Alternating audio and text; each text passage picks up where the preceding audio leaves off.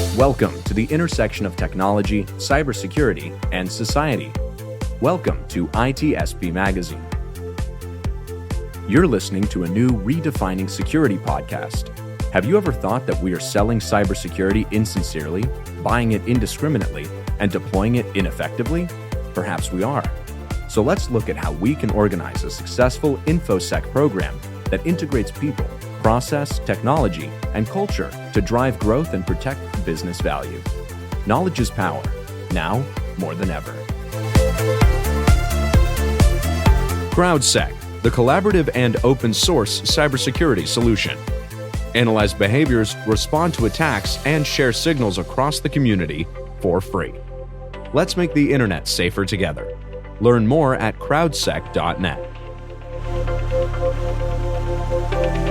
Pantera, the leader in automation security validation, allows organizations to continuously test the integrity of all cybersecurity layers by emulating real-world attacks at scale to pinpoint the exploitable vulnerabilities and prioritize remediation. Thanks everybody for joining us here for a new. Learn more at pantera.io.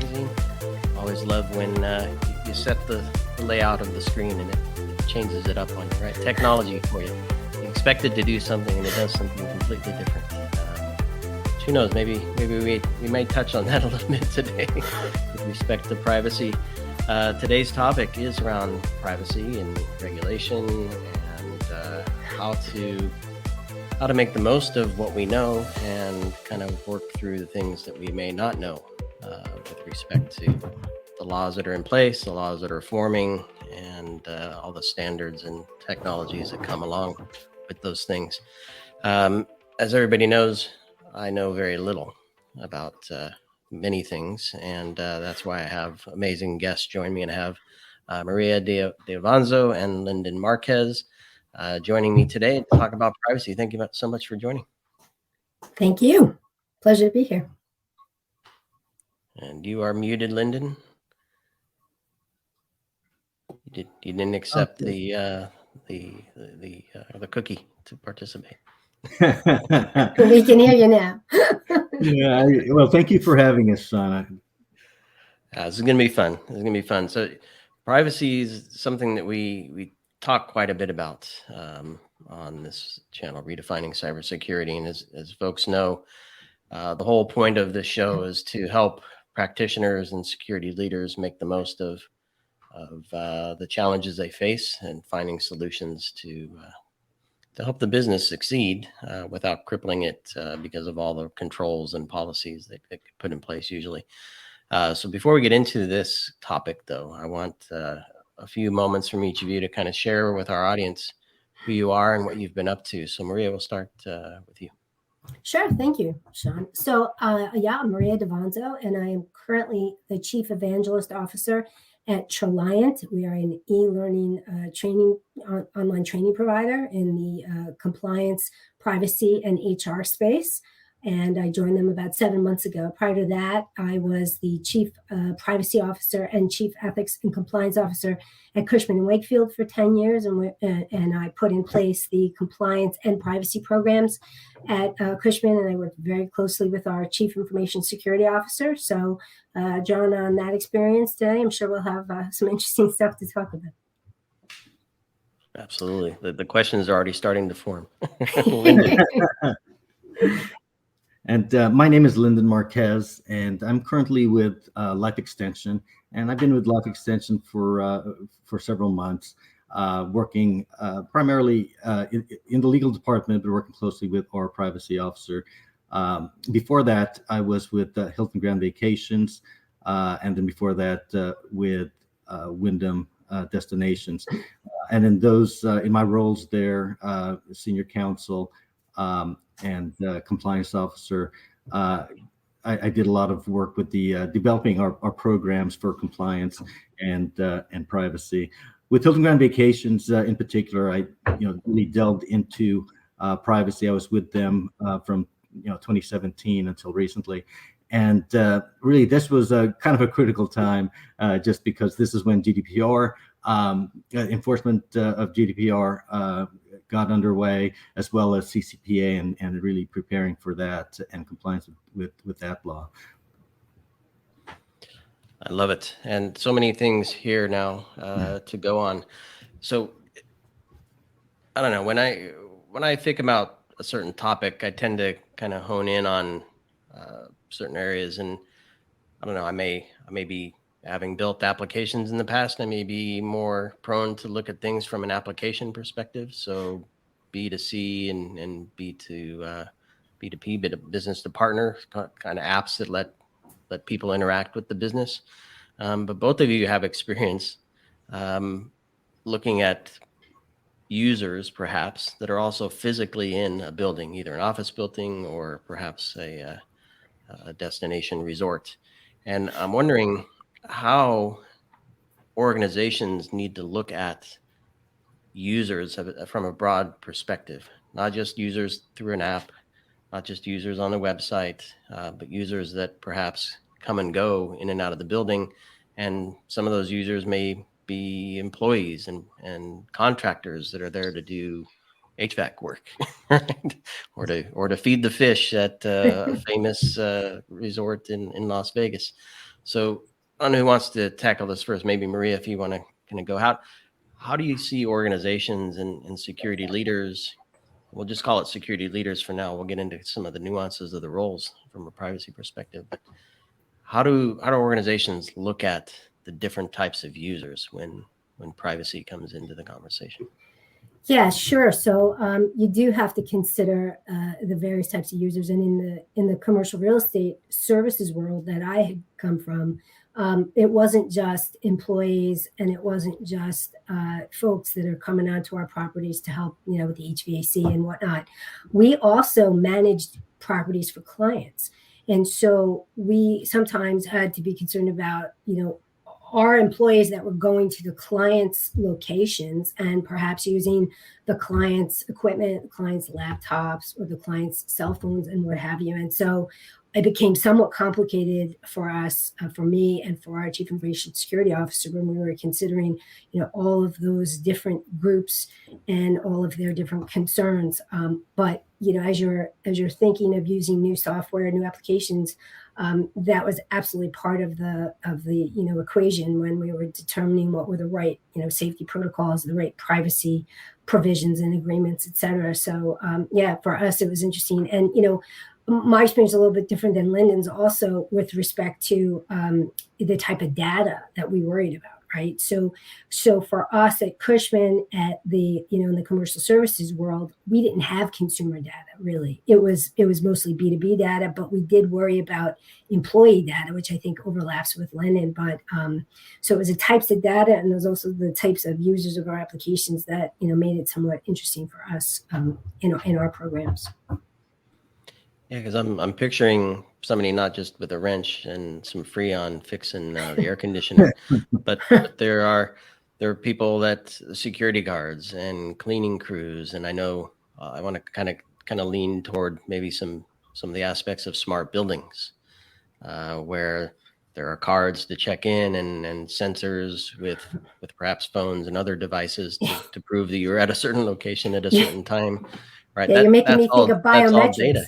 Yeah, exactly. Yeah. As I was leaving, Cushman to come here, they were challenged with the biometrics because entering the buildings now was with with the fingerprint or the facial recognition, which really complicated everything even further, if you can believe it. So, Lyndon, same to you. Your thoughts on this? Yeah, really, as Maria said, overlap in particular with employees and the type of data that she dealt with at Cushman and my experience with in the hospitality industry. But really, we did deal with primarily a lot of consumer data, as you can imagine, and really the companies I worked with, really in the timeshare space of hospitality, as well as the rentals, as you would imagine, like with a hotel type operation.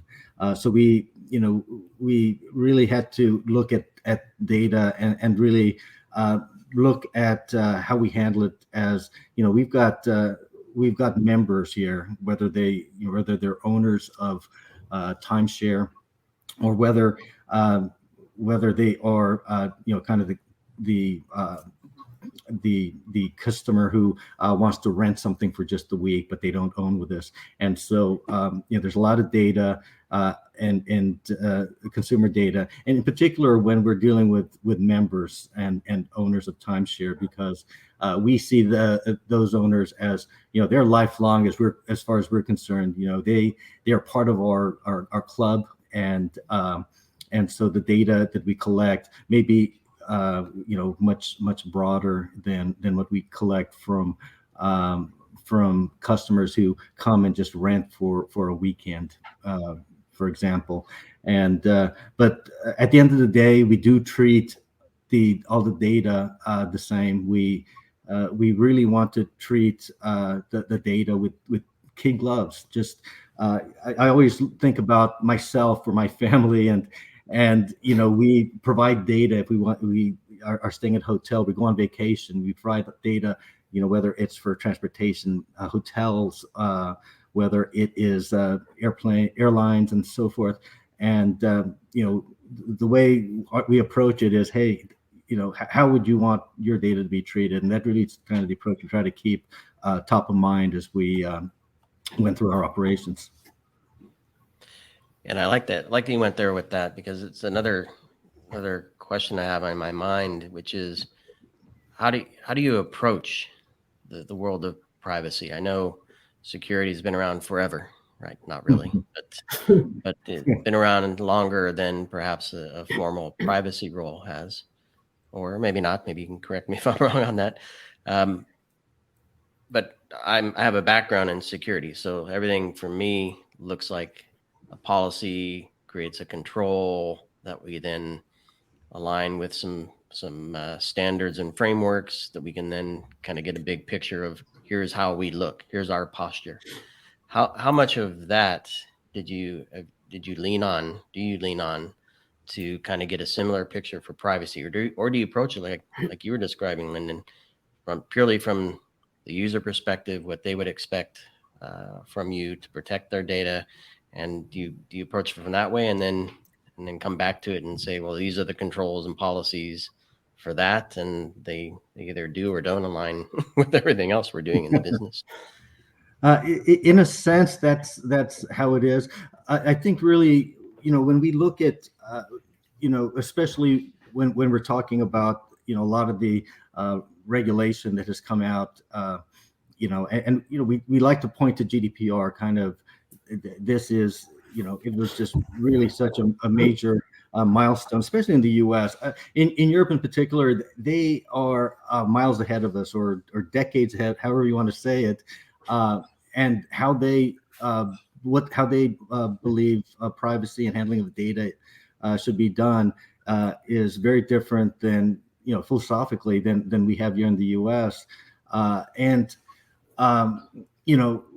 Probably the way we've always done it is looked at, okay, we've got GDPR that came online, and we've got to we know that we have all this data already. We collected all this data. We know that we want to do the right thing by our customers and by our members. But we also have to run a business. So let's weigh this out. Let's see what the regulations say. And GDPR kind of in a way helped us to focus and kind of say, okay, this is how we're going to do it. GDPR may seem like overkill in the U.S., especially back in 2017, 2018 timeframe. It seems like this is really, there's a lot of prescriptive requirements here. But we tried to kind of base it on what GDPR required. And kind of saw, okay, here's where we are, here's where our business is, how we have been handling and how we've looked at data, personal data. And this is what the requirements are now. Let's try to marry this, and also keep in mind that, hey, we're trying to run a business here, and we have to make sure that we don't handcuff ourselves to the extent that we're not doing what our organization was created to do, which is as a business enterprise. So I know that's kind of going around a long way in saying that we do take that all into account, and GDPR, and now with things like CCPA, CPRA, and the state legislation that's coming around, it's giving us a chance to focus more and more and trying to see, okay, how are we going to balance our business needs with our with the requirements of these laws. Yeah, I would say that at Cushman, it probably was a little different experience than what Lyndon had in the hospitality space, right? Because of the type of data that was collected and whatnot. So I would agree, though, that it was GDPR that sort of kicked everybody into gear, so to speak, as far as creating an understanding that privacy is an absolutely important standalone function within an organization. Before GDPR. At Cushman, privacy was handled by our then Chief Information Security Officer, and it was really limited to him dealing with, some of the Privacy Shield at the time, Privacy Shield applications and all of that. And the general counsel pulled me in. I was Chief Compliance Officer, pulled me in to sort of work with him to make sure that, the legal stuff was all right. But two things happened at Cushman. One was GDPR came into play. And we were global and, of course, had a European presence and European business. And two was Cushman went public. And so when those two things happened around the same time, they were like, oh, wait, we need somebody who, this is their, they really are looking after this. And we're putting a program in place to your point, Sean, right? So the CISO was like, well, I'm not doing that. I have all this other security stuff to do, right? So who's going to do it? Well, I had put the compliance program in place. I mean, really, literally from zero, from scratch. And we talked about it. And it was much like what you said, Sean. It's the same sort of thing, right? You have policies, procedures, controls, frameworks. You put those in place, and you go back and you audit and you make sure it's all working and all of that. And so the natural place for it to fall was with me.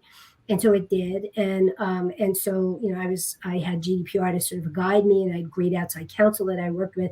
But in addition to that approach, we did also have to worry about, sort of the data piece of it, the users, what does the business want to accomplish here? I remember many heated conversations with the business, myself and the CISO, what are these guys thinking? We can't do that, right? We had a client, global publicly traded client, who had health centers and fitness centers on their property that we managed.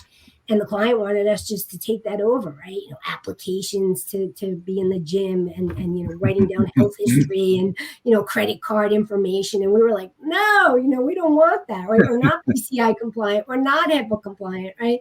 And so we had to figure out a way to, sort of make everybody happy. And we found a happy compromise, and we were able to get comfortable moving forward. But yeah, I mean, all of that is absolutely part of putting in place an appropriate privacy program that works. But to your point, cybersecurity and that sort of function and role has been around way longer than privacy, especially in most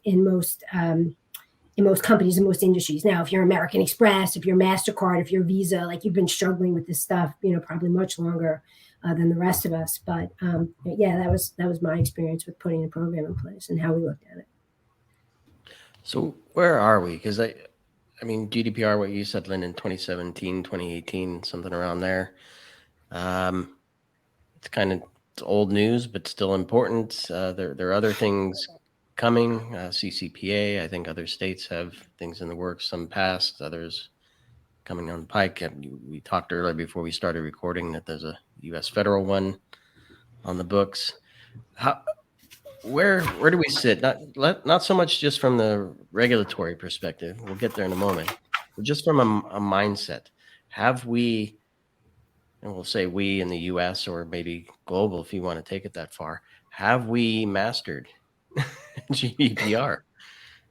Are we okay there, do you think, generally speaking? Maria? Well, I think it just depends on which company you're talking about, right? So if you have a company that's U.S. based, to Lyndon's point, here in the U.S., we just do not think about data protection and data privacy the same way they do over in Europe. I think we'll probably get there, with all the data breaches that you're hearing about regularly, the new laws in the U.S. but I'm not. My feeling is that that mindset is not necessarily there. I will tell you that in my experience on the training provider side, I was pleasantly surprised to see that our trainings in the data privacy, data security space are growing. So that's some proof to me that we're moving in that direction, certainly. But it was such a it was such part of the DNA and the culture over there in Europe that it's going to take us a little bit of time here in the U.S., I think, to get to where they are over there. Lyndon, would you agree with that? Yes, I definitely agree with that. I think we're getting there, but in Europe, it was something. This was something top of mind for them. It was a fundamental right for the most part, is how they looked at it. Right. And we just don't, in the US, we just have never thought of it, personal data and personal information that way. So it'll take a while for us to get there. I think we're heading in that direction. And especially, I think what helps out in getting everybody on board is, when you see these large settlement agreements for large companies who violated GDPR, that really opens people's eyes. Not to mention something that really, when I was at HGB, all the data breaches and the consequences of data breaches, that really got our senior leaders and the board's attention. Is like, wait a minute, what's our risk here? How exposed are we here? And what can we do about it? So I think we're going to get there. It's just a matter of taking longer, because it's a shift in mindset of Americans with regards to privacy, and as as the whole situation with data breaches continues to spiral, as well as on the privacy side, the privacy laws from states that continue to evolve and get put on the books in more and more states. I think we're going to get there. It's just going to take longer. Yeah, it's interesting that you should mention about the board, Lyndon, because I used to report to the board when I was at Cushman on a quarterly basis, and for all 10 years that I was there. And it wasn't until like the last 3 years that I was there that our CISO actually had the opportunity to come in and to talk to the board about what his program looked like, what he was doing. And that was interesting. And he did so at the request of the board, right? They were like, wait, we want to hear from, where's Eric? Like, we want to hear from him. What is he doing? Right. And so that's really, interesting. And I think, we've talked about data privacy legislation in the States. And yes, absolutely, that's true. But the other thing that's happening maybe in the background is that the SEC is, proposing that publicly traded companies, have to make disclosures with regard to their cyber security incidents, right? Within, I think, some ridiculously short period of time. I think it might be 10 days, if I'm remembering correctly. And, if that actually happens, that is going to, propel the U.S. forward in the area of both, I think, security and necessarily privacy, because frankly, they go hand in hand. So it'll be interesting to see where that goes and what the impact of that would be. So all of these things, and I mean, you both of you kind of pointed to large organizations. The organizations you were part of are no small company. And Lyndon used the term hand cuffing the company with this stuff. And I'm just wondering. So as I was asking, where are we? Part of my thought process was, we're probably not, to your point, both your points, we're not there yet, right? Nothing's perfect. We have a long way to go. And if you're a small company, I mean, your whole world is getting your product or service to market and delighting your customers and getting renewals. Who cares about security and privacy, right? So how, and if you do, investments in that area take away from new features, take away from hiring staff that might help customers be more happy and successful. So how do you see those conversations going, or how did the conversations go for you talking to executive leadership and the board when you had those opportunities to say, this is important. Here's how we measure what our risk is. Here's how we measure the value of addressing that risk to the company. I guess, do you look at it from a risk perspective? Did you end up there? Have you ended up there? Yeah, you definitely have to look at it from a risk perspective, right? And if you're a smaller company, there's challenges, but there are certainly things you can do, right? Like at the end of the day, you have to know, where your data is. What kind of data are you collecting? Where does it sit? How is it protected? Do you keep it longer than you really need to? All those good things. And there's ways to do that, without having to be super, super, fancy about it and spend a lot of money on it. You have to have appropriate contracts and provisions with your vendors, right? And the point is, you have to, as a business owner, whether it's small or large, you have to think about these issues, because to Lyndon's point, you read the paper and it's hard to open up a newspaper and not read about some sort of data breach or another. And I have to tell you, because I wore both the compliance hat and the privacy hat, my experience was it was easier.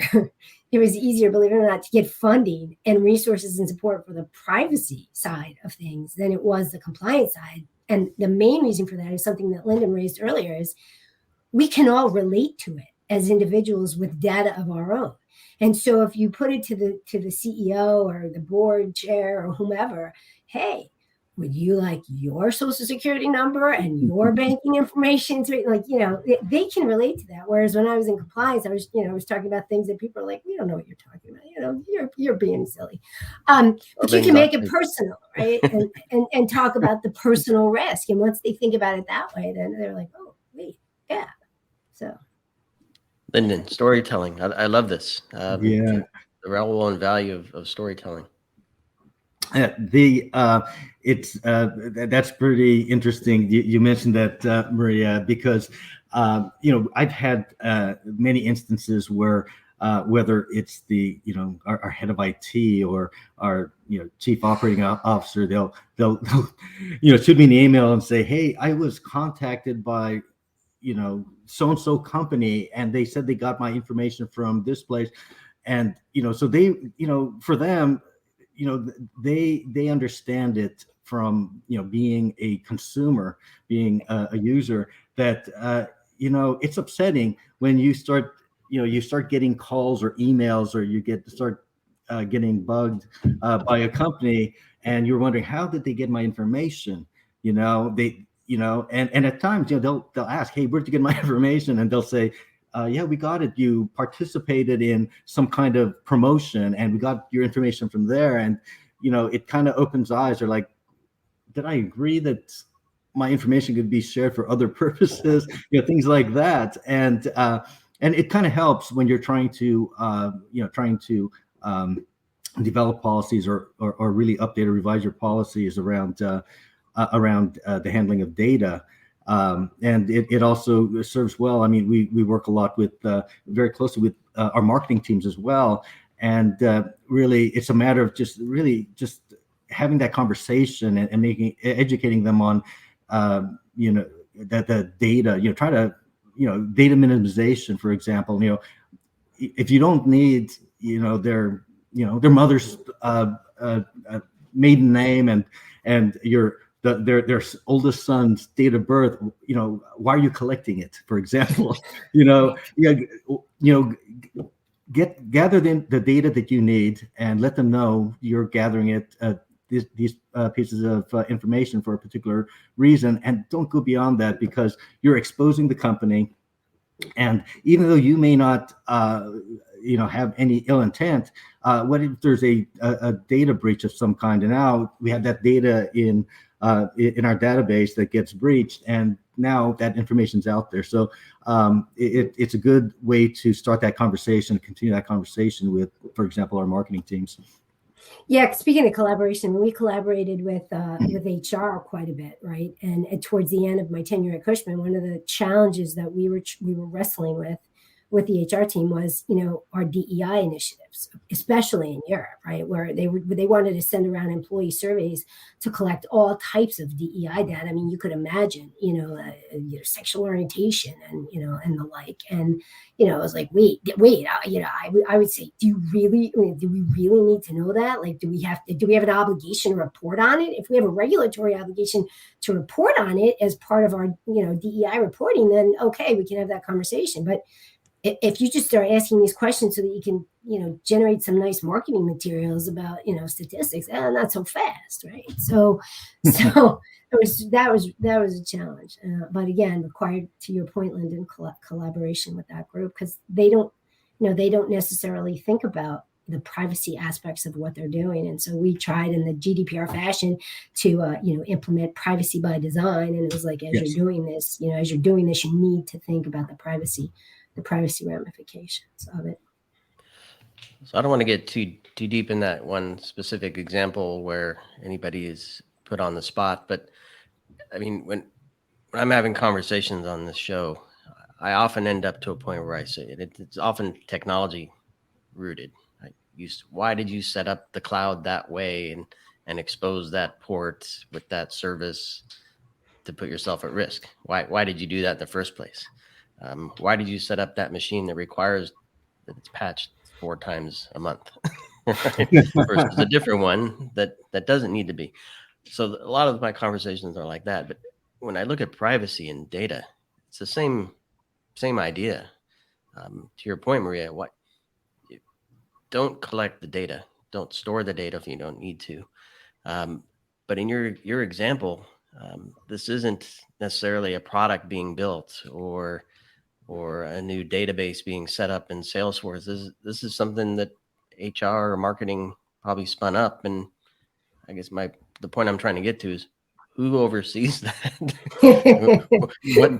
Somehow you got alerted to it, right? Presumably before something took place. But so take the realities aside, maybe from both of you, share some examples of things that could happen and how you actually kind of monitor these rogue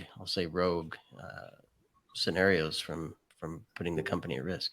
I'll tell you that, sometimes you just find out by accident, Sean. I mean, I don't know, Lyndon, what your experience was, but, you absolutely, the way that my experiences were, either I would hear of something in the course of my operation as a chief compliance officer, right, and being part of the board and listening to board conversations, and then I'd bring it to my privacy team in the CISO, and I'd say, hey, Eric, did you know that, or it'd be the other way around. He would hear something and then come to me, and then either from a compliance perspective or a privacy perspective, I would send a note and say, hey, can we just chat about this, right? Sometimes it was that they reached out to us. It just depended who within the organization with whom we were dealing. They would know that our approach was privacy by design in post GDPR world, which is a requirement, and so they would loop us in. But honestly, sometimes you would just you'd sort of find out by accident. Most of the time we found out before it got too far down the road, because if it got too far down the road, then, especially if it was a business initiative, from a commercial initiative from the business teams, that became a little bit challenging. I can't really think of an example that I could, probably even one that I could talk about, but I can't think of an example that where it went so far that, I'd look back and say, how come, you put something in that we'd have to patch 4 times a month and the privacy equivalent of that, right? But yeah, in reality, it was, sometimes I'd hear about it by accident. Lyndon, how about you? I think that is probably how we hear about probably at least 70% of these types of situations where, they're working on a particular project, or let's say it's a marketing initiative where they got this great plan, whether it's we're going to launch the sweepstakes, and all they got to do is provide this type of these pieces of information to enter, and it's like, okay, well, why didn't we know about this earlier? It's usually later on that you find out about this.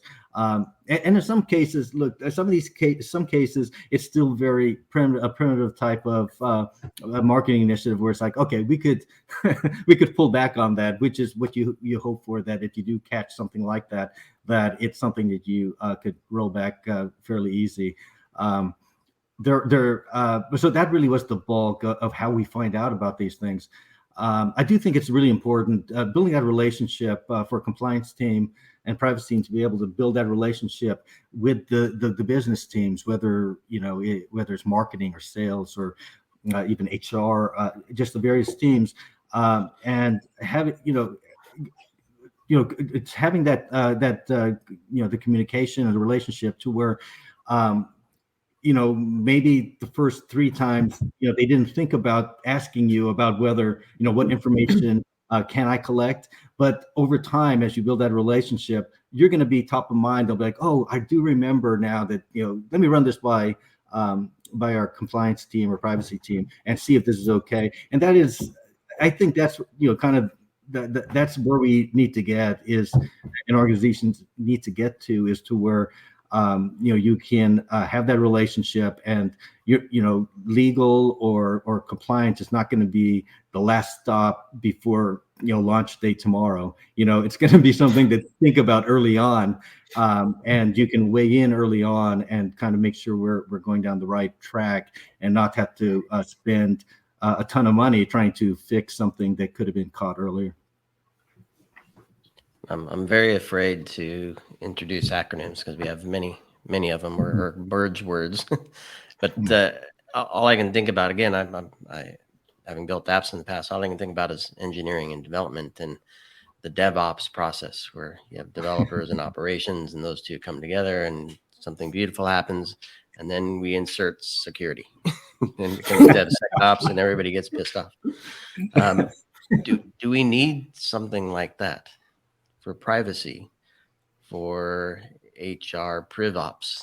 That's where I was getting scared to introduce something new. But do we need a more formal privacy or piece that gets plugged into programs that aren't just apps, but programs that other business teams run? Lyndon, do you want me to, or do you want to? I could start off, and obviously, Maria, you could add on to it. I think it's important. I think that's not a bad idea. In fact, I think it's a good idea overall. But I think it's something where in the processes, like like whether on the in a legal department where there's a contract process, or in IT, or information security when they review contracts or initiatives. I think privacy needs to be a part of that.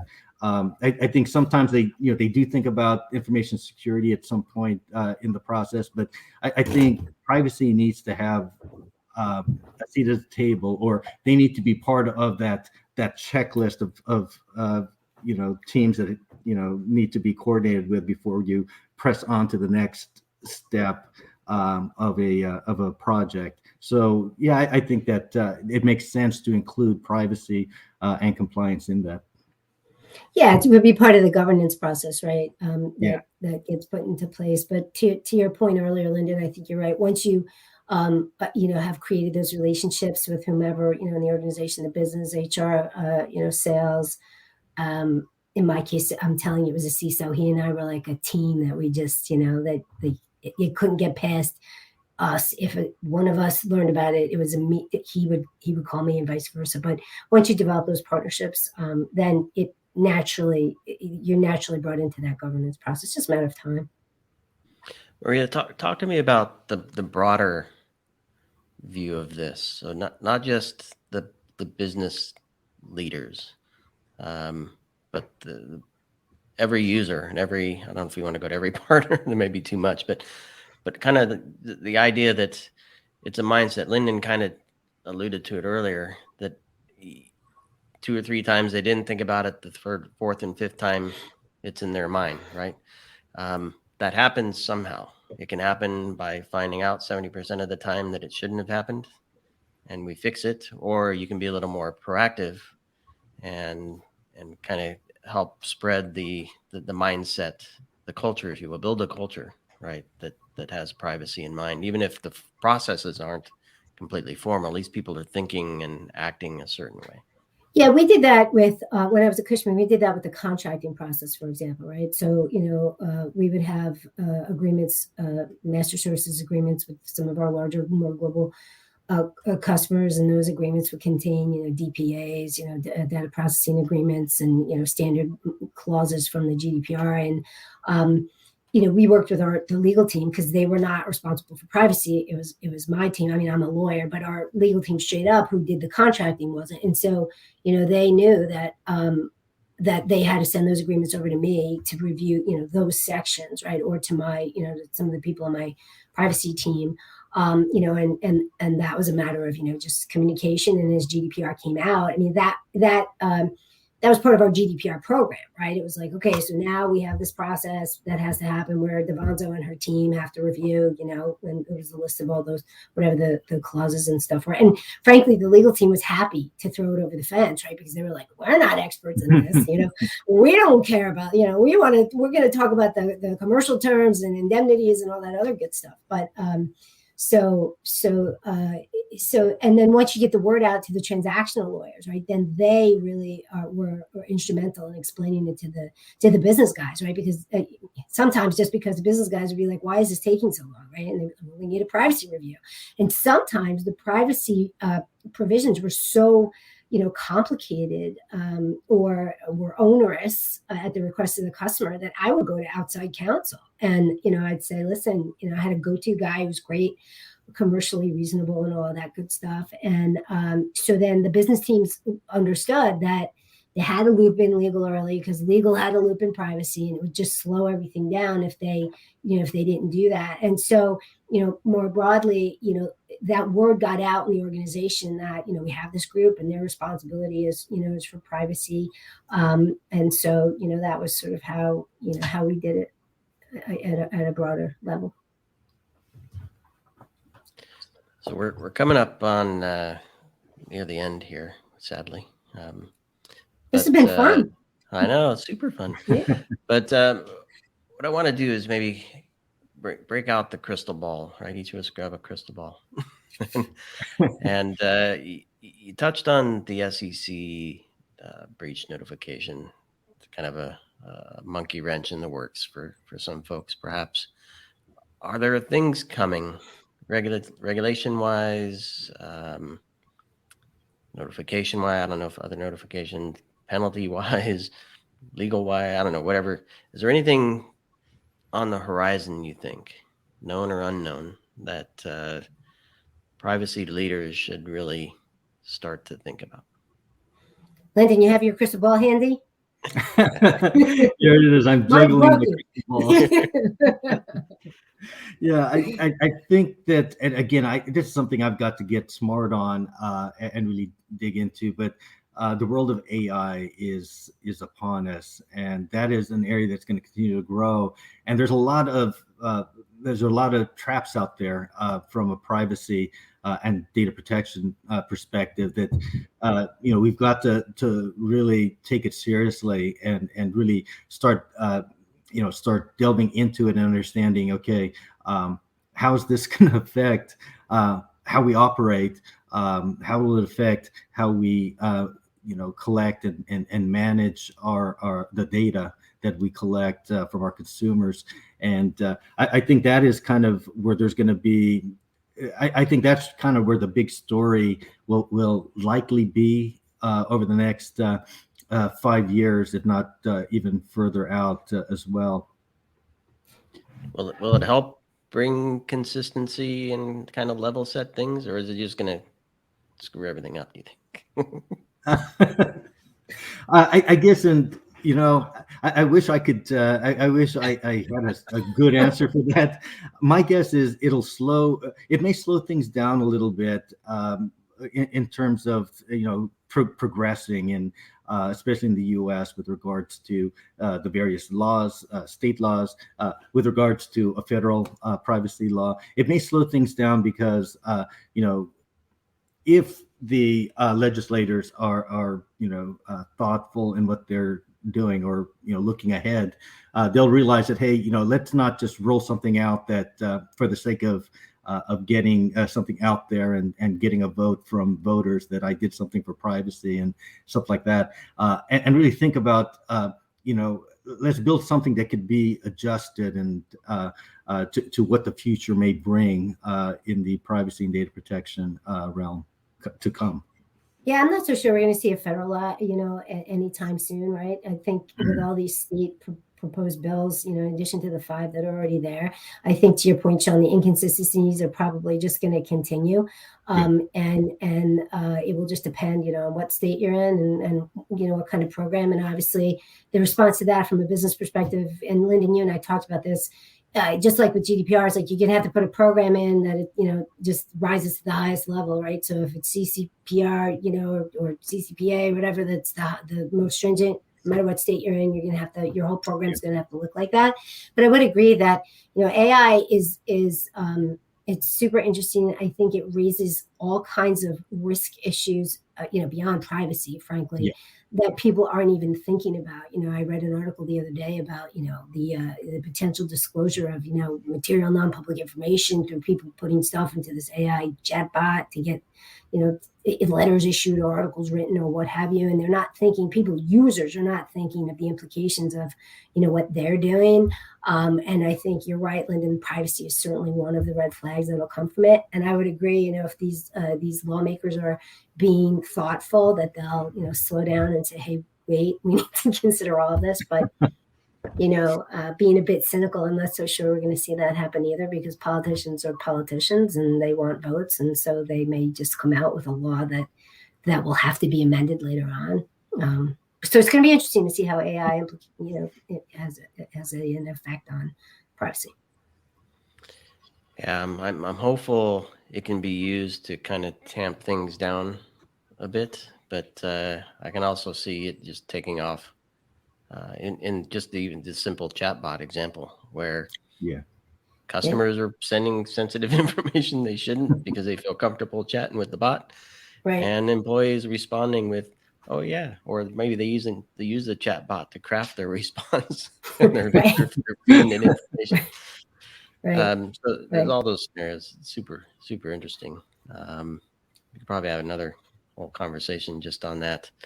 For now, I think we have our hands full with just regulations and kind of getting our head wrapped around all those differences.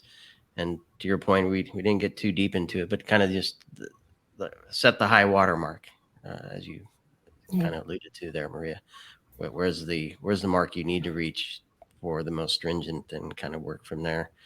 I think it can get super complex if you try to save money and go lower where you don't need to, or cordon off systems that don't need to follow the same rules. But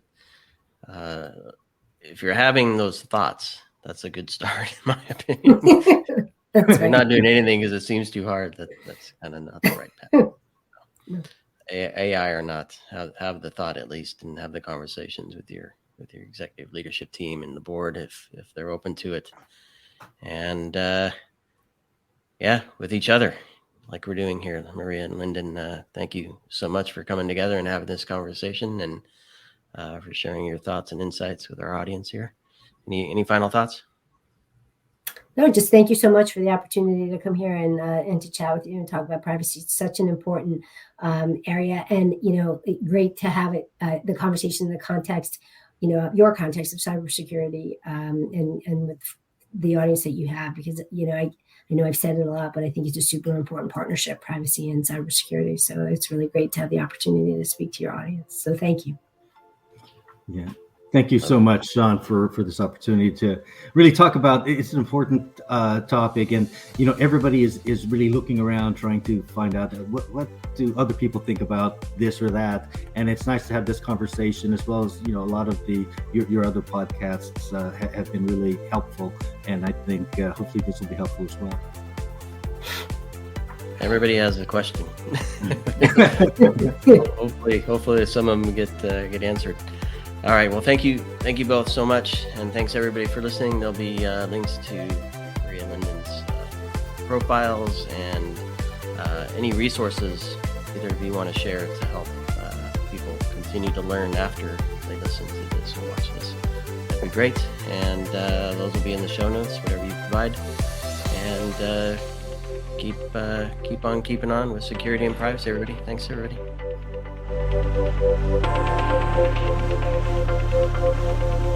Pentera, the leader in automation security validation, allows organizations to continuously test the integrity of all cybersecurity layers by emulating real-world attacks at scale to pinpoint the exploitable vulnerabilities and prioritize remediation towards business impact.